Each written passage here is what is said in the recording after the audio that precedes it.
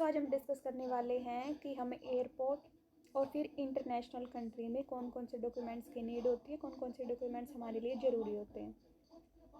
तो first of all सबसे जो इम्पोर्टेंट थिंग है वो है हमारा पासपोर्ट। हम किसी भी कंट्री में जाते हैं, हमारी फ़ाइल शुरू होने से हमारे टेस्ट या एग्ज़ाम से शुरू होकर और हम दूसरी कंट्री तक जाते हैं, वहाँ तक हमारे लिए सबसे इम्पोर्टेंट डॉक्यूमेंट जो है सबसे पहले वो है पासपोर्ट। ओके, हमारे पास पासपोर्ट होना चाहिए। दूसरी थिंग, हम वहाँ जाएंगे तो नॉर्मल सी बात है, काम भी करेंगे। और इंटरनेशनल कंट्रीज़ में सबसे ज़्यादा होता है ड्राइविंग का, तो उसके लिए हमें क्या चाहिए? Driving licence. दूसरा क्या है, हमें क्या चाहिए? Driving licence. उसके बाद आती है कि हमें ना क्या करना है, सारे के सारे डॉक्यूमेंट डालने के लिए एक फ़ाइल परचेज़ करनी है। फ़ाइल कैसी? जिसमें ट्रांसपेरेंट शीट्स होंगी, जिसमें हम डॉक्यूमेंट डालते हैं तो वो ट्रांसपेरेंट होती है, हमें दिखता है, अच्छे से दिखता है। जब हम एयरपोर्ट पे जाएंगे तो जो इमिग्रेशन वाले होंगे वो हमसे डॉक्यूमेंट्स मांगेंगे, तो हम उनको फ़ाइल दे सकते हैं कि आप देख लो, मतलब खोल के दे सकते हैं। और क्या होगा कि डॉक्यूमेंट्स बहुत सारे हो जाएंगे फ़ाइल में, तो आपने क्या करना है, एक इंडेक्स बनाना है। सबसे पहले जो फाइल होगी उसके फ्रंट में इंडेक्स बनाना है कि कौन से पेज पे हमारे कौन सा डॉक्यूमेंट्स है, ताकि हमें भी इजीली मिल जाए जब अगर ज़्यादा डॉक्यूमेंट्स हैं तो। और जो जिसको हम देंगे, जैसे इमिग्रेशन वाले हैं जो देखने वाले हैं, उनको भी ताकि आराम से मिल जाए कि कौन सा डॉक्यूमेंट किधर है। उसके बाद है कि ठीक है, फाइल ले ली हमने, उसमें कौन कौन से डॉक्यूमेंट डालें।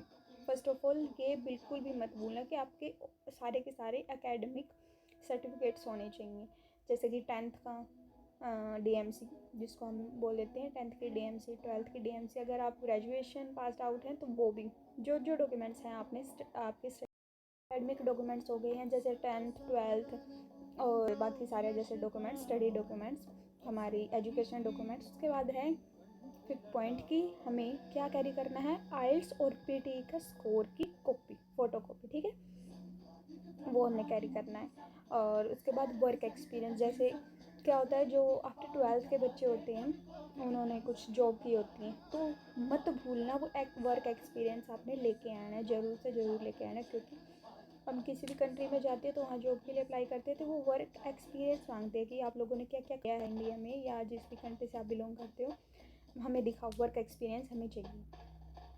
और उसके बाद एक हमने रेज्यूम बना लेना है अच्छा सा, इंडिया से बना के लाओगे वो भी अच्छा है, इधर आके बनाओगे वो भी अच्छा है।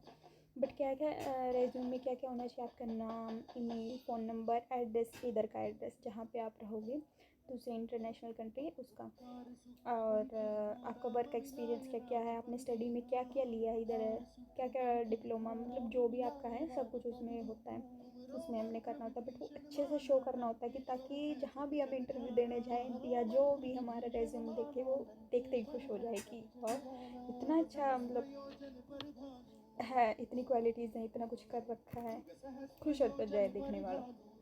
उसके बाद है, जब भी हम अप्लाई करते हैं किसी फॉरेन कंट्री के लिए तो हमें क्या आता है, first of all offer letter आता है, ऑफ़र लेटर हमने कैरी करना है। उसके बाद क्या होता है, हम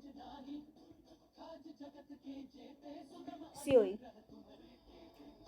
कंफर्मेशन ऑफ एजुकेशन, ये भी हमें कैरी करनी होती है। सीओई में क्या होता है कि हमारा कोर्स कब शुरू है, कब ख़त्म होगा, उसकी कितनी फ़ीस है, कॉलेज का नाम क्या है, कोर्स हमारा क्या है, जो जो भी है सब कुछ उसमें मेंशन होता है।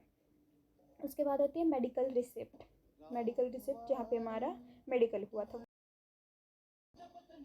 तो हमारे मेडिकल रिसिप्ट यानी जहाँ पर हमारा मेडिकल हुआ तो वहाँ से हमें कुछ भी मिलेगा, तो रिसिप्ट मिलती है वो भी हमने कैरी कर लेनी है। ये हमारे बेनिफिशियल के लिए, ताकि हमें इन फ्यूचर कोई नीड पड़े तो हम शो कर सकें। अगर वो इंडिया में ही रहेगी, अपनी बर्थ कंट्री में ही रहेगी, तो हम कुछ कर नहीं सकते, फिर फ़ोन में ही दिखा सकते हैं। फ़ोन का कुछ मतलब अंडरस्टैंड कर लेते हैं, समझ जाते हैं, बट कुछ नहीं मानते, उसको एक्सेप्ट नहीं करते हैं।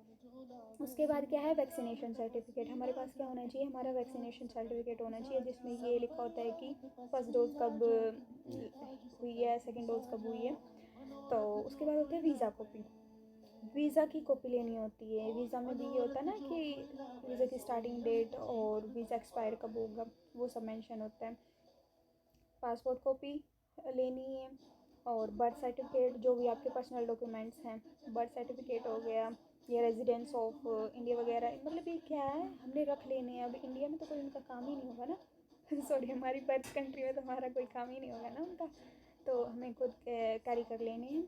उसके बाद होता है कि ITR डॉक्यूमेंट्स, वो भी हमने रख लेने हैं। टिकट की कॉपी रख लेनी है। वो क्या होगा, ये आपको पासपोर्ट, COE, वैक्सीनेशन सर्टिफिकेट और वीज़ा डिटेल्स और फ़्लाइट की डिटेल्स, ये हमारी ना वहाँ पे एयरपोर्ट पे मांग लेते हैं, मतलब पूछते हैं इनके बारे में कुछ। बट क्या है कि अगर हम फाइल में डालेंगे और फाइल को बैग में रख देंगे तो हम निकाल नहीं पाएंगे। या तो एक काम करना, फाइल को ही हाथ में ले लेना आपने, या फिर क्या करना, जो जो मैंने अभी बताए हैं डॉक्यूमेंट्स वो अपने फ्रंट में हाथ में ले लेना, ताकि हम उनको शो कर सकें। उसके बाद होता है कि फ़ोटोज़ क्या होता है, मतलब कुछ हमें पता नहीं होता, जब भी हम न्यू होते हैं दूसरी कंट्री में जाते हैं तो कितना क्या लेते हैं वो, तो कुछ फ़ोटोज़ भी अपनी कैरी कर लेनी है। उसके बाद क्या होता है, नोटबुक, पेन और पेंसिल भी हमने कैरी कर लेनी है। उसके बाद क्या है, हमें अपनी नोटबुक, पेन, पेंसिल ये भी रख लेनी है। क्या है कि नोटबुक तो क्या है, हमें यहाँ पे आने के लिए, मतलब जब हम दूसरी कंट्री में जाते हैं तो वहाँ हमारे लिए काम आ जाएगी। जब हम कॉलेज में जाएंगे या कुछ भी लिखना पड़े तो इजीली हमें हेल्प हो जाएगी। बट क्या है कि फ़ॉरेन कंट्रीज़ में ये जो नोटबुक होती है या पेन होती है, ये काफ़ी कॉस्टली होते हैं, हमें कॉस्टली लगते हैं। बट उनके करेंसी के हिसाब से वो ठीक होता है, बट हमारे अकॉर्डिंग वो न्यू होते हैं, तो हमें ज़्यादा एक्सपेंसिव लगता है, तो ये ले लेना है। और सबसे ज़रूरी बात, हमें पेन की ज़रूरत पड़ती है। कहाँ पड़ती है, हमें एरोप्लेन में पड़ती है। वो हमें एक फॉर्म देते हैं जो फिल करना होता है कि आप क्या क्या कैरी कर रहे हो आपके साथ, आपके पास क्या क्या है, ये सब आपकी डिटेल्स। या फिर एक चीज़ और कि आप जो जिस कंट्री में जा रहे हैं वहाँ आपको कौन लेने आ रहा है, आप किसके पास जा रहे हो, फ्रेंड के पास जा रहे हो, अपने फैमिली मेम्बर हैं, उनकी डिटेल मांगते हैं। जैसे फ़ोन नंबर मांगते हैं, ईमेल मांग लेते हैं, नाम मांग लेते हैं और उनका एड्रेस वगैरह, ये सब चीज़ें उसमें लिखनी होती हैं। उसके बाद होता है कि डॉक्टर प्रिस्क्रिप्शन लेनी होती है मेडिसिन की। अगर हम कोई मेडिसिन कैरी कर रहे हैं या हमें कोई बॉडी से रिलेटेड प्रॉब्लम है तो उसके सारी चेकअप वगैरह की जो भी हमारे पास डॉक्यूमेंट्स होंगे वो हमने कैरी कर लेने हैं। और मेडिसिन, जो भी मेडिसिन लेके आएंगे उसकी प्रिस्क्रिप्शन लेके आनी है, बनवा के लेके आनी है डॉक्टर से। और जो एरोप्लेन में आपको फॉर्म दिया जाएगा उसमें भी हमने मेंशन करना है कि हम दवाई लेके आए हैं। अगर आपने मेंशन नहीं किया और बाई चांस चेकिंग हो गई तो फिर फ़ाइन देना पड़ सकता है आपको कि आपने मेंशन भी नहीं किया और आप लेके भी आए हो। उसके बाद होता है कि रिसिप्ट ऑफ फीस, जो आपने आते वक्त कॉलेज के लिए फ़ी पे की है उसकी रिसिप्ट आपके पास होनी चाहिए। आपके पर्सनल डॉक्यूमेंट जैसे आधार कार्ड, पैन कार्ड और सबसे ज़रूरी OSHC नेप। और सबसे ज़रूरी बात कि आपका एजेंट है जहाँ से आपने फ़ाइल प्रोसेस की थी, शुरू की थी, तो जो भी डॉक्यूमेंट्स आपको वो प्रोवाइड कराते हैं एजेंट, आपसे जो भी डॉक्यूमेंट्स आपको भेजते हैं, जैसे इमिग्रेशन हिस्ट्री, जो भी मतलब वो PDF आपके साथ शेयर करेगा वो सब आपने कैरी कर लेनी है, मतलब उनकी हार्ड कॉपी, ठीक है। और क्या बोलते हैं, उनके दो या तीन जितनी आप मतलब करवा सकते हो, मतलब 3 काफ़ी हैं, 2 या 3 काफ़ी हैं, क्योंकि ये आपने कॉपी करवा के रख लेनी, क्योंकि यहाँ पे थोड़ा कॉस्टली होता है।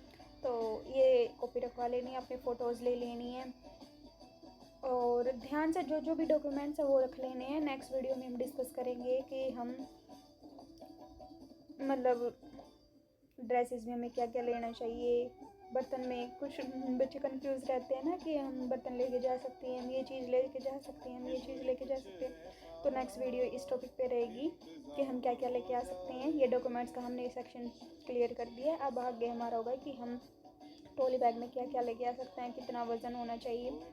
और अगर वीडियो अच्छी लगी है तो like, share, comment and subscribe ज़रूर करें और अपने दोस्तों के साथ शेयर करें जो भी इंटरनेशनल स्टूडेंट बनने के लिए तैयार है, ये मीन जो तैयारी करता है। ओके, और खुश रहें, मस्त रहें, स्वस्थ रहें। बाय बाय, मिलते हैं एक नई वीडियो के साथ।